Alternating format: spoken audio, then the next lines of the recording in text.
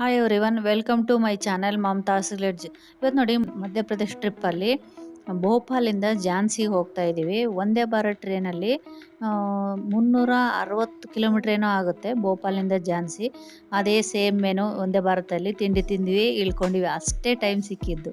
ನೋಡಿ ಝಾನ್ಸಿಗೆ ಬಂದು ರೀಚ್ ಆದ್ವಿ. ನೋಡಿ ನೆಕ್ಸ್ಟು ಹೋಟೆಲ್ ಶ್ರೀನಾಥ್ ಪ್ಯಾಲೇಸ್ ಅಂತ, ತುಂಬ ಚೆನ್ನಾಗಿತ್ತು ಹೋಟೆಲ್ಲು. ಅದ್ರ ಲಿಂಕ್ ಬೇಕಾದರೆ ಡಿಸ್ಕ್ರಿಪ್ಷನಲ್ಲಿ ಕೊಟ್ಟಿರುತ್ತೆ, ನೋಡ್ತಿರ್ಬೋದು. ಬೆಡ್ ಸಹ ಚೆನ್ನಾಗಿತ್ತು, ರೂಮು ಅಷ್ಟೇ ತುಂಬ ಕ್ಲೀನಾಗಿತ್ತು. ಆಮೇಲೆ ಇನ್ನೊಂದು ಸ್ಪೇಷಿಯಸ್ ಆಗಿತ್ತು ರೂಮು. 2 ಚೇರ್ ಕೊಟ್ಟಿದ್ರು, ಹಾಗೆ ಡ್ರೆಸ್ಸಿಂಗ್ ಟೇಬಲ್ ಬೇರೆ ಕೂತ್ಕೊಳ್ಳೋದಕ್ಕೆ, ಹಾಗೆ ಇನ್ನೊಂದು ದೊಡ್ಡ ಮಿರರ್ ಸಹ ಇತ್ತು. ಇದು ಎಲ್ಲ ಬಟ್ಟೆ ಎಲ್ಲ ಇಡೋಕ್ಕೊಂದು ಕಬೋರ್ಡ್ ಥರ ಕೊಟ್ಟಿದ್ರು. ನೋಡಿ ಇಲ್ಲೊಂದು ದೊಡ್ಡ ಮಿರರ್ ಇದೆ, ಇಲ್ಲಿ ಸಹ ಅಷ್ಟೇ. ಮುಂದ್ಗಡೆ ಎಲ್ಲ ಇಟ್ಕೊಂಡು ಅಲ್ಲಿ ಒಂದಿಷ್ಟು ಡ್ರಾಯರ್ಸ್ ಕೊಟ್ಟಿದ್ರು. ಇಲ್ಲಿ ಏನಾಯ್ತು ಗೊತ್ತಾ, ವಾಶ್ರೂಮ್ ಬಾತ್ರೂಮ್ ಎಲ್ಲ ತೋರ್ಸೋಣ ಅಂತ ನೋಡಿದ್ರೆ ಫೋನೇ ಬಿಡಿಸ್ಕೊಂಡ್ಬಿಟ್ಟೆ.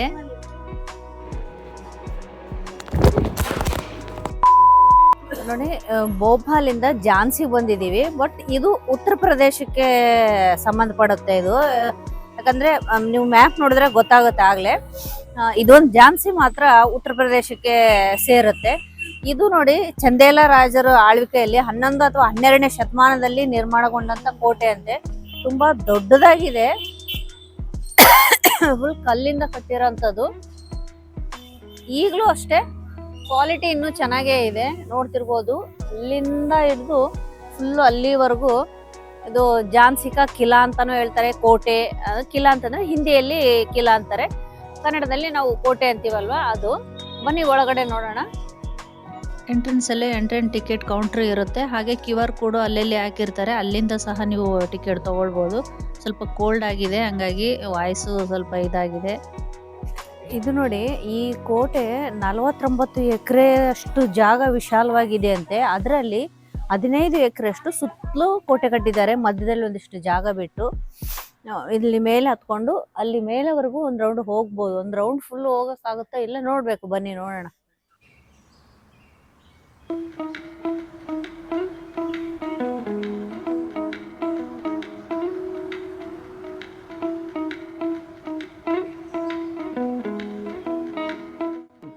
ನೋಡ್ತಿರ್ಬೋದು ಹಳೆ ಕಾಲದ ಗನ್ನು, ಈ AK-47 ಗನ್ ತರ, ಅಥವಾ ಇಲ್ಲಾಂದ್ರೆ KGF ಅಲ್ಲಿ ದೊಡ್ಡಮ್ಮ ಗನ್ ತರ ಇದೆ ನೋಡಿ. ನೋಡಿ, ಹಾಗೆ ಒಳಗಡೆ ಬಂದ್ರೆ ಪಂಚಮಹಲ್ ಅಂತ ಒಂದು ಬಿಲ್ಡಿಂಗ್ ಇದೆ, ಹಳೆ ಬಿಲ್ಡಿಂಗು ಚೆನ್ನಾಗಿದೆ. ಆಮೇಲೆ ಈ ಕಡೆನೂ ಅಷ್ಟೇ ಅದೊಂದೇನೋ ಬಿಲ್ಡಿಂಗ್ ಇದೆ, ಪಾಳು ಬಿದ್ದಿದೆ, ಒಳಗಡೆ ಹೋಗೋಕೇನಿಲ್ಲ. ಇದ್ರಲ್ಲೂ ಅಷ್ಟೇ ಸುಮ್ಮನೆ ಹೋಗಿ ನೋಡಿ ಬರ್ಬೋದು ಅಷ್ಟೇನೆ. ಇದು ನೋಡಿ ಪಂಚಮಹಲ್ ಅಂತ ಯಾಕೆ ಹೇಳ್ತಾರೆ ಅಂದ್ರೆ, ಮುಂಚೆ 5 ಅಂತಸ್ತು ಇತ್ತಂತೆ, ಬಟ್ ಅದು ಈಗ ಉಳ್ಕೊಂಡಿರೋದು ಮಾತ್ರ 2 ಅಂತಸ್ತು. ಇದನ್ನ ರಾಜ ಬೀರ್ ಸಿಂಗ್ ಕಟ್ಟಿಸಿರೋದು. ಇದು ಗ್ರೌಂಡ್ ಫ್ಲೋರ್ ಅಲ್ಲಿ ರಾಣಿ ಲಕ್ಷ್ಮೀಬಾಯಿ ಇರ್ತಿದ್ರಂತೆ ಇಲ್ಲಿ.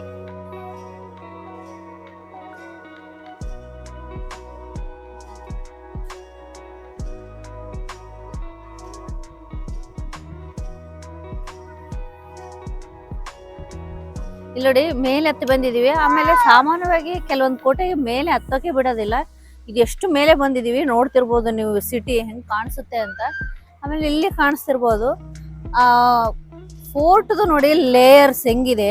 ಕೆಳಗಡೆ ಅದು ಕೆನಾಲ್ ತರ, ಅಲ್ಲಿ ನೀರ್ ಹಾಕಿ ಕ್ರೊಕೊಡೈಲ್ ಬಿಡ್ತಾರೆ, ನಿಮ್ಗೆ ಗೊತ್ತಲ್ವಾ? ಯಾರೇ ಅಂದ್ರೆ ಶತ್ರುಗಳು ಬರೋಕ್ಕಿಂತ ಮುಂಚೆ ಅಲ್ಲೇ ಇದಾಗ್ಬೇಕು ಅನ್ನೋ ತರ. ಅದಾದ್ಮೇಲೆ ಒಂದ್ ಲೇಯರು, ಅದೊಂದ್ ಲೇಯರು, ಮೇಲ್ಗಡೆ ಒಂದ್ ಲೇಯರು. ಆಮೇಲೆ ಇಲ್ಲಿ ತೋರಿಸ್ತೀನಿ ಬನ್ನಿ. ಇದು ನೋಡಿ ಜಂಪಿಂಗ್ ಸ್ಪಾಟ್ ಅಂತ.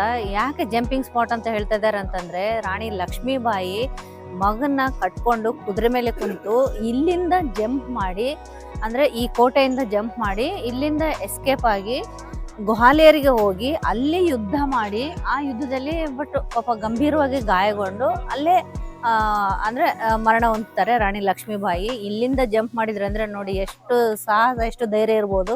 ಈಗಿನ ಕಾಲದ ಹೆಣ್ಮಕ್ಳಿಗೆ ಎಲ್ಲಾದ್ರಲ್ಲೂ ಮುಂದಿದ್ದಾರೆ, ಧೈರ್ಯವಂತರು ಅಂತ ಹೇಳ್ತಾರೆ. ಎಲ್ಲಾ ಕಾಲಕ್ಕೂ ಧೈರ್ಯವಂತರು ಇದ್ದೇ ಇದ್ದಾರೆ ಲೇಡೀಸು, ಅದ್ರಲ್ಲಿ ಏನು ಇಲ್ಲ ವಿಶೇಷ. ನೋಡ್ಬೋದು, ಮತ್ತೆ ಇಷ್ಟು ಮೇಲ್ಗಡೆಯಿಂದ ಕುದುರೆ ಮೇಲೆ ಮಗನ್ ಕಟ್ಕೊಂಡು ಜಂಪ್ ಮಾಡಿರೋದಂದ್ರೆ ಏನು ಸಣ್ಣ ವಿಷಯ ಅಲ್ಲ, ನೋಡ್ಬೋದು.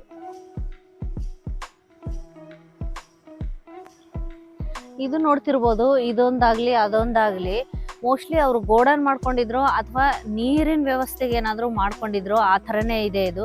ಪೈಪ್ ಲೈನ್ ಎಲ್ಲ ಇರೋದ್ರಿಂದ ನೀರೇನಾದ್ರೂ ಸ್ಟೋರೇಜ್ ಮಾಡ್ಕೊಂತಿದ್ರೋ ಏನೋ. ಮತ್ತೆ ಫುಲ್ ಒಂದು ರೌಂಡ್ ಹಾಕಕ್ಕಂತೂ ಸಾಧ್ಯನೇ ಇಲ್ಲ, ಅಷ್ಟು ದೊಡ್ಡದಾಗಿದೆ.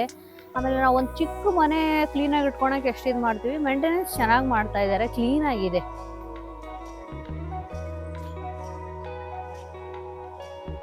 ಈ ಕೋಟೆಯಲ್ಲೇ ಒಂದು ದೇವಸ್ಥಾನ ಸಹ ಇದೆ.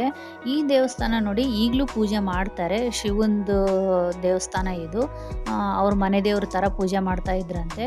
ಬಟ್ ಈಗ ನಿಮಗೆ ಖಾಲಿ ಅನಿಸ್ಬೋದು. ಬಟ್ ಶಿವರಾತ್ರಿಯಲ್ಲಿ ತುಂಬ ಜನ ಸೇರ್ತಾರಂತೆ ಇಲ್ಲಿ, ಅಷ್ಟು ಚೆನ್ನಾಗಿರುತ್ತೆ. ಅದ್ರ ಎದುರುಗಡೆನೇ ಆಂಜನೇಯನ ದೇವಸ್ಥಾನ ಸಹ ಇದೆ. ಆಲ್ರೆಡಿ ಪೂಜೆ ಮಾಡಿ ಹೊರಟೋಗ್ಬಿಟ್ಟಿದ್ರು ಪುರೋಹಿತರು. ಆಮೇಲೆ ಇಲ್ಲಿ ನೋಡ್ತಿರ್ಬೋದು, ಇಲ್ಲೊಂದು ನಿಮಗೆ ಹ್ಯಾಂಗಿಂಗ್ ಥರ ಏನು ಕಾಣಿಸುತ್ತಲ್ಲ, ಇಲ್ಲಿ ಇದು ಗಲ್ಲಿಗೇರಿಸೋ ಪಾಯಿಂಟ್ ಅಂತೆ. ನೆಕ್ಸ್ಟ್ ನೋಡು, ಕೋಟೆ ನೋಡಿಕೊಂಡು ನಾವು ಸಂಗ್ರಹಾಲಯಕ್ಕೆ ಬಂದ್ವಿ. ಈ ಮ್ಯೂಸಿಯಮಲ್ಲಿ ನೋಡಿ ಹಳೆ ಈ ಥರ ಅವರೆಲ್ಲ ಯೂಸ್ ಮಾಡೋದು ಕತ್ತಿ, ಆಮೇಲೆ ಸಿಕ್ಕಂಥ ವಿಗ್ರಹಗಳು ಒಂದು ಸೈಡ್ ಇಟ್ಟರೆ, ಇನ್ನೊಂದು ವಿಶೇಷ ಏನು ಗೊತ್ತಾ, ಈ ಮ್ಯೂಸಿಯಮಲ್ಲಿ ಡಿಜಿಟಲ್ ಮ್ಯೂಸಿಯಂ ಮಾಡಿದ್ದಾರೆ. ನೀವು ನೋಡ್ತಿರ್ಬೋದು. ಸುಮ್ಮನೆ ನಾವು ಹೀಗಂದರೆ ಬುಕ್ ಕವರ್ ಅಂದರೆ ಪೇಜ್ ರೊಟೇಟ್ ಆಗ್ತಾ ಇತ್ತು.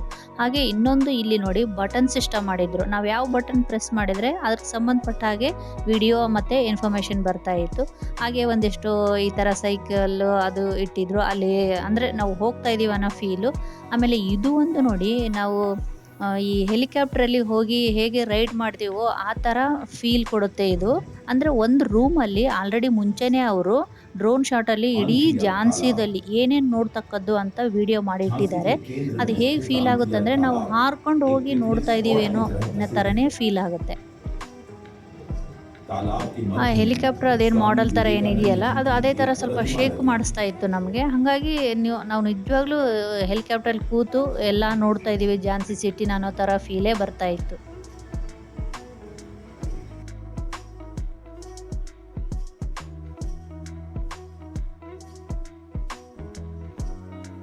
ನೆಕ್ಸ್ಟ್ ಮ್ಯೂಸಿಯಂ ನೋಡಿಕೊಂಡು ಈ ಝಾನ್ಸಿ ಮಹಲ್ಗೆ ಅಂತ ಬಂದೀವಿ ನೋಡಿ. ಈ ಮಹಲ್ದು ಒಂದು ವಿಶೇಷ ಏನು ಅಂತಂದರೆ, ಬ್ರಿಟಿಷರು ಝಾನ್ಸಿ ಮೇಲೆ ಅಟ್ಯಾಕ್ ಮಾಡಿದಾಗ ರಾಣಿ ಲಕ್ಷ್ಮೀಬಾಯಿ ಬಂದು ಇಲ್ಲಿ ವಾಸವಾಗಿದ್ದರಂತೆ. ಹಂಗಾಗಿ ರಾಣಿ ಮಹಲ್ ಅಂತಲೇ ಇದಕ್ಕೆ ಝಾನ್ಸಿ ಮಹಲ್ ಅಂತಲೇ ಕರೀತಾರೆ. ಇದು ಸಹ 2 ಅಂತಸ್ತು ಬಿಲ್ಡಿಂಗ್ ಇದೆ, ತುಂಬ ಚೆನ್ನಾಗಿದೆ. ನಾವು ಹೋದಾಗಲೇ ಇನ್ನೂ ಪೇಂಟಿಂಗ್ ಮಾಡ್ತಾ ಇದ್ರು ಎಲ್ಲನೂ, ಮೋಸ್ಟ್ಲಿ ಹಳೇದಿತ್ತಲ್ವ, ಮತ್ತು ಅದ್ರ ಮೇಲೆ ಪೇಂಟ್ ಮಾಡ್ತಾ ಇದ್ದಾರೆ. ಅಲ್ಲೂ ಸಹ ಒಂದಿಷ್ಟು ಈಗ ಇದೊಂಥರ ಮ್ಯೂಸಿಯಂ ಥರ ಬಳಸ್ತಾ ಇದ್ದಾರೆ. ಅಂದರೆ ಅಲ್ಲಿ ಸಿಕ್ಕಂತಹ ಪಳೆಯುಳಿಕೆಗಳನ್ನ ಎಲ್ಲ ತಂದು, ವಿಗ್ರಹಗಳಾಗಿರ್ಬೋದು ಎಲ್ಲನೂ ತಂದು ಹಾಗೆ ಇಟ್ಟಿದ್ದಾರೆ. ಹಾಗಾಗಿ ಇದು ಒಂದು ಮ್ಯೂಸಿಯಂ ಥರ ಬಳಕೆ ಮಾಡ್ತಾರೆ. ಇದು ನೋಡಿ, ಇದು ರಾಣಿ ಅವ್ರದ್ದು ಬೆಡ್ರೂಮ್ ಅಂತೆ.